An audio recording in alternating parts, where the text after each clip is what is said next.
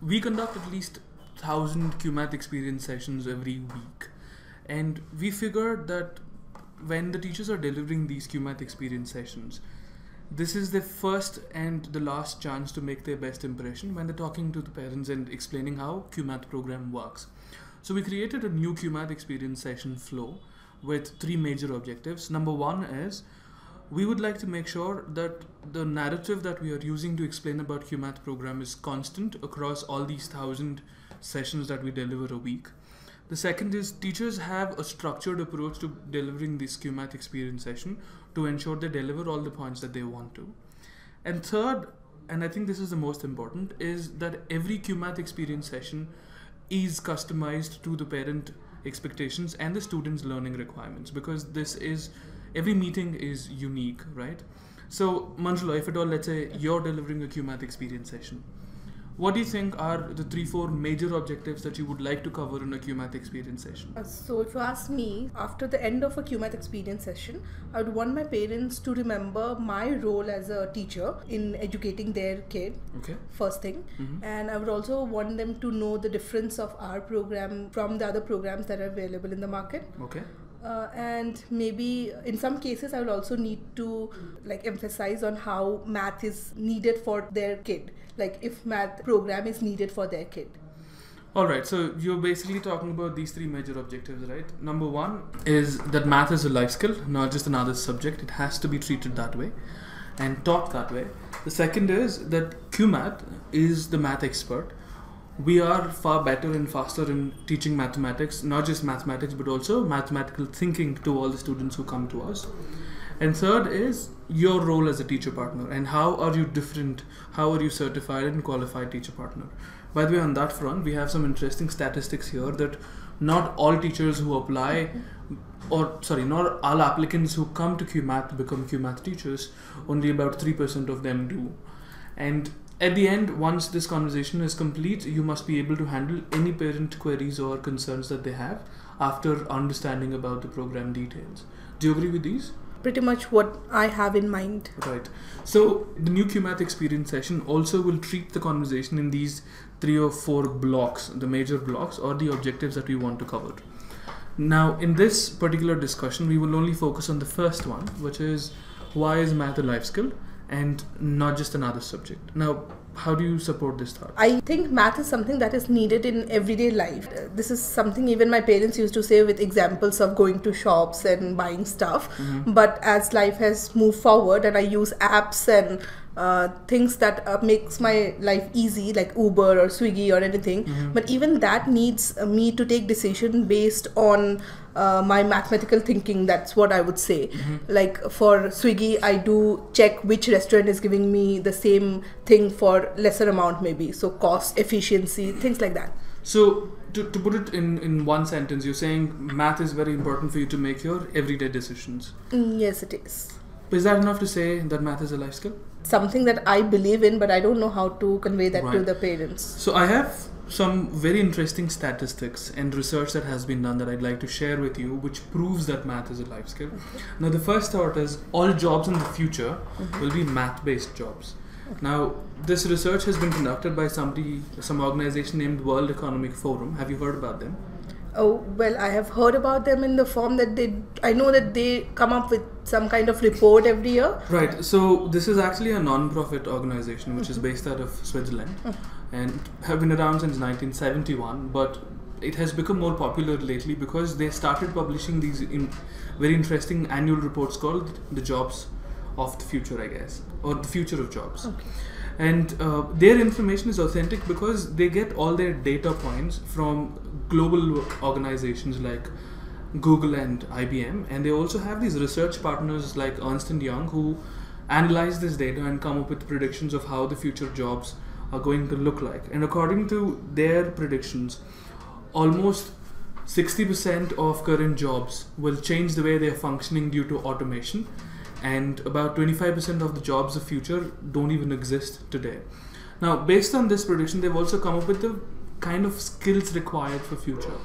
And according to their prediction, the top 3 skills required in future are going to be complex problem solving, critical thinking, and creativity.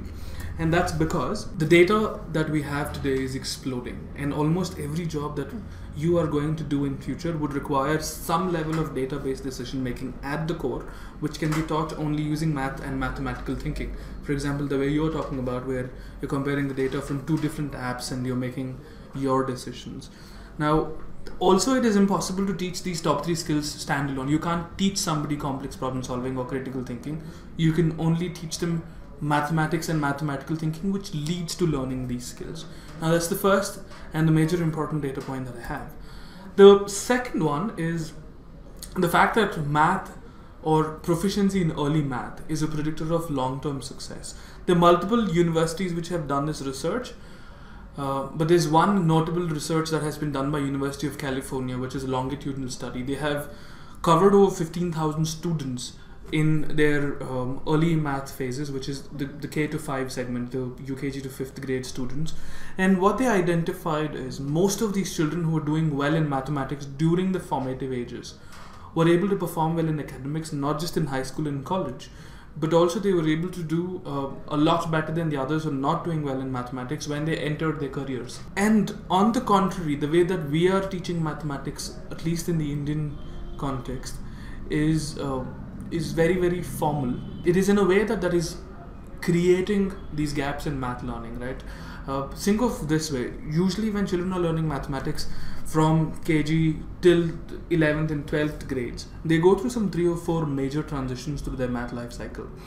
But with each of these blocks of math learning, the K to 2 segment, a 3 to 5 segment, or a 9 to 10 segment, the only thing that most of our math learning programs rely on is repeated drills. The way we teach mathematics is through memorizing formulae or rote learning, which sort of is okay for let's say just memorizing formulae, but is not developing any kind of interest in the program. Say for example, when children are learning counting, they start using the concrete method of learning. They start counting objects, which is something that they remember very well. But the minute they start learning addition, subtraction, and they are not introduced to it in the most concrete format, children will find it very, very difficult to use that information again or internalize that information, because of which they resort to memorizing that information. And most of the times teachers and parents' response to this is by giving them more and more exercises to do, right? Have you ever faced that issue? Yes, actually I have seen that a lot with my kids, especially the kids who have reached higher grades. So there are kids who have been good in math when they just joined the school system or they were very young, but as they reached higher grades, they just lose interest of math. So our estimate is this. Now, at every point of these transitions that happen, the major transition points, there are at least 30% more children who start hating mathematics or fearing mathematics. And by the time they reach 11th to 12th grades, at least 95% of children have severe disadvantage with using mathematics for growing, or let's say writing these competitive exams, or attempting all these aptitude-based tests which can get them into a good college or into a good job. And these are the ones who settle for lesser than what they're capable of. And because of these aspects, what we also noticed is, because of the way that mathematics is taught, for most of the children, they kind of have this illusion of math competence, right? Because they have been repeatedly learning through drills. They think that they have this math knowledge because they start scoring good marks, but what they haven't realized is there are these severe learning gaps when they're making these transitions, and they start fearing mathematics as they grow. As opposed to that, what we normally believe is, if you are able to teach mathematics in a way, children learn through reasoning, learn through active learning, where they sit down and do it themselves and discover the secrets of mathematics themselves, they'll do a lot better in terms of not just mathematics, in terms of learning any subject, because they kind of apply the same learning principles when they're learning other subjects. So just to very quickly summarize what we just talked about, one very strong data point from what the World Economic Forum mentioned is math is a life skill, and all jobs in the future are going to be math jobs. And the top skills of the future require mathematical thinking and learning mathematics at the core. And secondly, if children are showing math proficiency from younger ages, they are definitely going to get long-term success.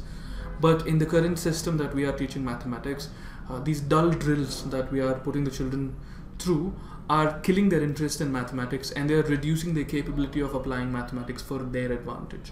Now, as a teacher, if you are having a conversation with the parent, you can drive these points exactly like this to create this kind of importance to mathematics as a concept, or mathematics as a life skill and not just another subject from the school.